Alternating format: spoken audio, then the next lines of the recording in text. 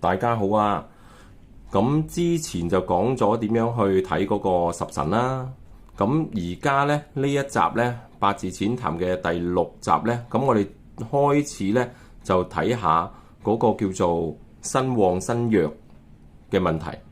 咁其實咧判斷一個八字咧，其實好基礎咧。我哋睇咗8個字之後，咁睇咗日主之後，咁就睇咗日主，其餘嗰7個字同日主，即係話你自己嗰個嘅關係。咁其中一個咧入手咧，就好多都會睇咧，就一啲叫做身旺弱。咁其實乜嘢叫做身旺弱咧？咁其實身旺弱咧就冇話好或者係唔好嘅。咁只不過咧就係判斷翻，主要嚟講咧，你就係欠缺啲乜嘢，或者咧應該做啲乜嘢。咁我哋假設嚟講，一個人如果你話係好咧，我哋就係講一個達至中和就叫好嘅。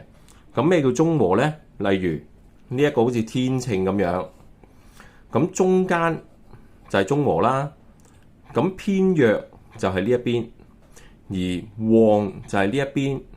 咁而咧有幾級嘅，咁一般最好咧，我哋會覺得咧，因為佢唔會 exactly 喺中間嘅，咁最好咧就比較輕微咁樣係弱啦，或者輕微咁樣去身旺，咁樣咧代表住咧你本身咧嗰個五行咧都係好平衡。咁如果五行好平衡咧，即係話受到外來嗰個大運啊、流年啊嗰個影響咧，起伏就會細一啲。咁如果起伏細一啲咧，咁基本上咧嗰個路咪平坦啲咯，就係可以即係可以咁樣睇啦。咁而大部分嘅人咧，其實都唔會係中和嘅。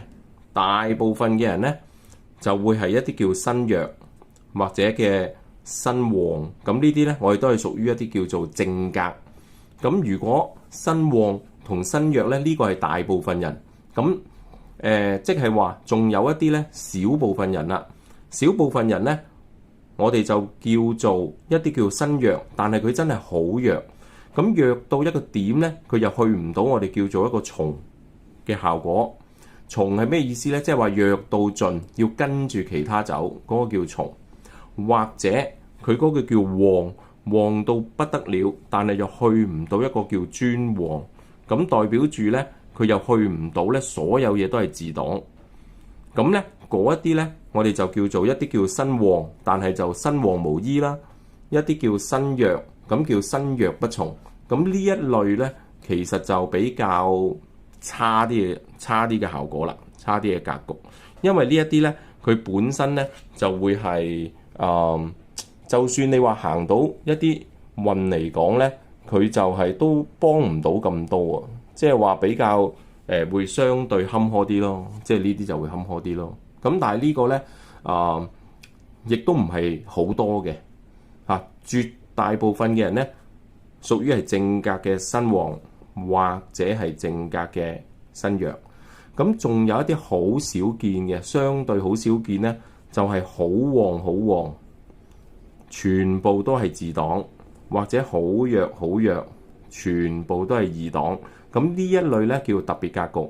咁特別格局咧，其實簡單嚟講，即係話佢好多喜神喺自己嗰度，行差嘅運咧，相對行差嘅運咪少咯。咁但係咧，如果再分咧，佢就叫做假嘅專旺，或者叫假嘅假嘅重格。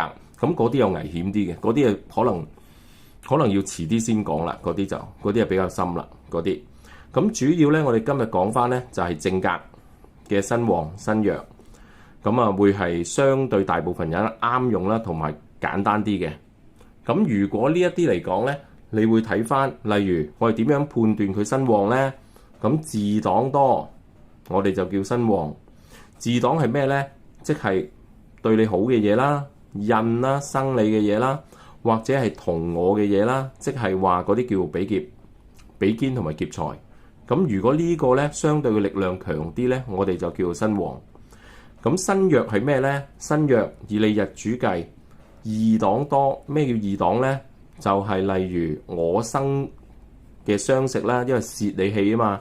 咁或者我克嘅財啦，用你去力去克佢啊嘛。或者一啲克我叫做官煞。咁如果相對呢一啲傷食財財官煞嘅力量大咧，就叫身弱。咁冇話身弱或者身旺邊個會好啲嘅，只不過咧，但係只不過佢需要嘅嘢唔一樣。咁我哋點樣去睇咧？咁其實一個八字定咗咧就係年月日時啦，你嘅出生啦。咁仲有咧8個字，有4個咧就會係天干，有4個會係地支。咁地支之中咧，力量最大咧就係你出生嘅月份，以農曆計啦，出生嘅月份呢個就力量最大嘅，我哋叫月令。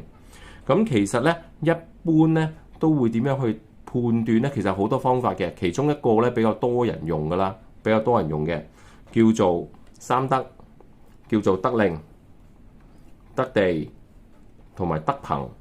咁咩叫得令咧？令嘅意思就係月令。咁一般如果有月令，你係有比劫啊，我講緊即係同你一樣嘅咧，咁我哋會叫做一啲叫健祿啦，或者叫陽刃啦。咁呢一個咧，大部分咧可能有70%以上咧，基本上都已經可以斷佢係身旺。咁而如果佢係屬於係印嘅生理嘅，咁我哋咪睇下會唔會係有得令之外就得地。得地嘅意思係地支嘅意思，會唔會有地支咧？再有生理嘅自黨，或者係同我一樣嘅比劫咯。咁如果比較多嘅，因為地支嘅力量係大啲嘅，咁所以咧我哋就判斷到佢係一啲叫做身旺嘅日主。咁如果調轉啦，咁啊身弱咯。咁身弱即係話月令，如果你係官殺啊，或者係財財啊、傷食呢啲二黨咧，比較大機會你咪會係身弱咯。咁而另外咧就係睇得地，地支都係。咁至於天干咧，我哋最後睇，因為咧天干咧嗰個力係細啲嘅。咁如果天干嗰個朋多加埋地支，咁亦都可以判斷佢做身旺咯。咁但係二黨多咧，我哋判斷做身弱。咁可能呢啲要慢慢咧再有一啲例去睇啦。咁樣即係例如可以起一個例啦。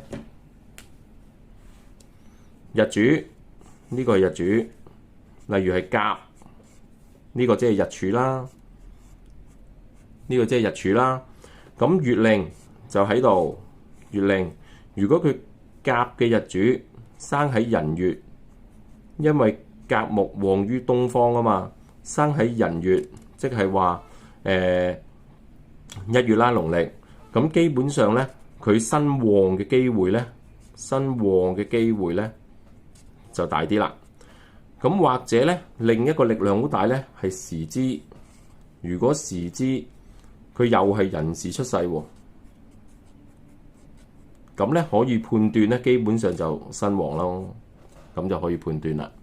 咁調轉啦，另一個例如又係甲日主，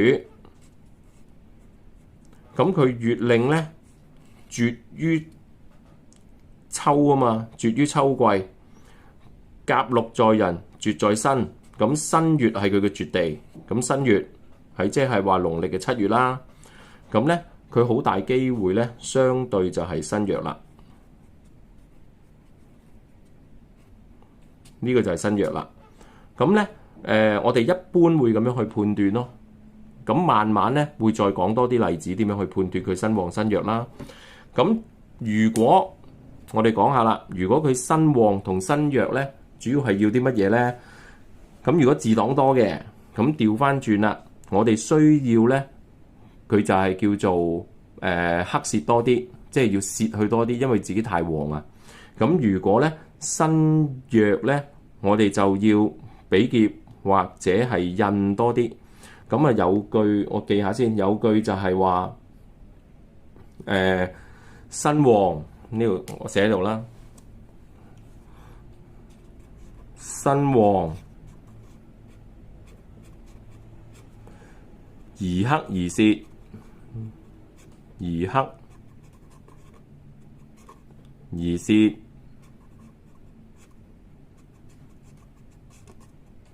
新約